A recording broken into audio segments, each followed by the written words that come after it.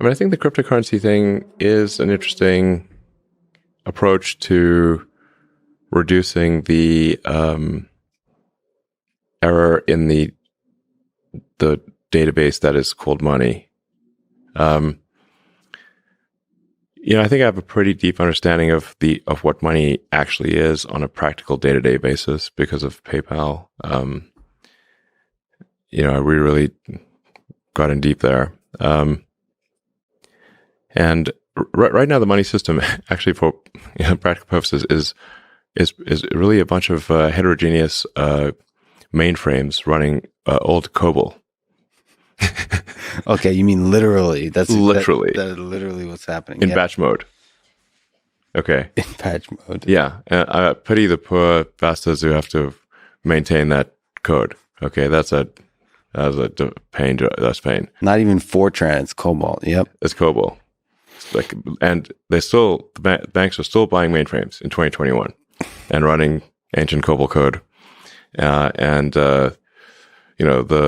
The Federal Reserve is probably even older than what the banks have, and they have an old COBOL mainframe. And so now, so the government effectively has editing privileges on the money database, and they use those editing privileges to make more money whenever they want. And this increases the error in the database that is money. So I think money should really be viewed through the lens of information theory.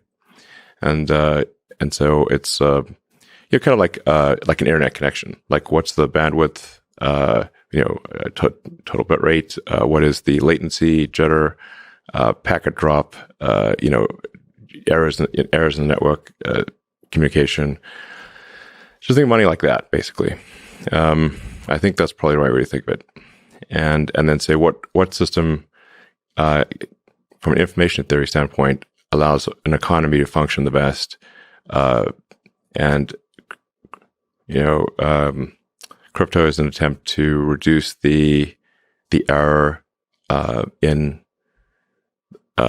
money that is contributed by governments diluting the money supply as basically a pernicious form of taxation. So both policy in terms of with inflation and actual technological cobalt, cryptocurrency takes us into the 21st century in terms of the actual systems that allow you to do the transaction, to store wealth, all those kinds of things. Like I said, just think of money as information. People often will think of money as having power in and of itself. It does not. Money is information, and it does not have power in and of itself. Again, applying the physics tools of thinking about things in the limit is helpful. If you are stranded on a tropical island, and you have $1 trillion, it's useless because there's no resource allocation. Money is a database for resource allocation, but there's no resources to allocate except yourself. So money is useless. If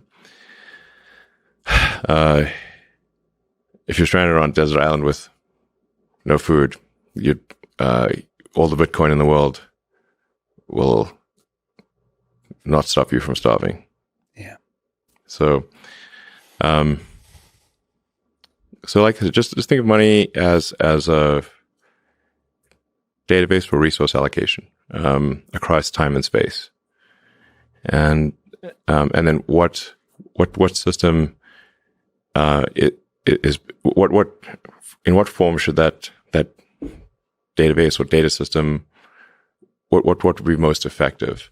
Now, there is a fundamental issue with say Bitcoin in its current form, in that the transaction volume is very limited, and the latency the latency for a properly confirmed transaction is too long, much longer than you'd like.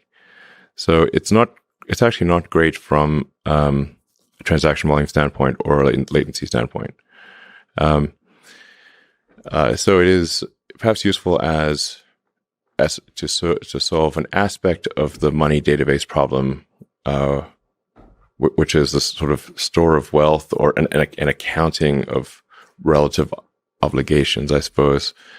But it is not useful as a currency, as a day-to-day currency.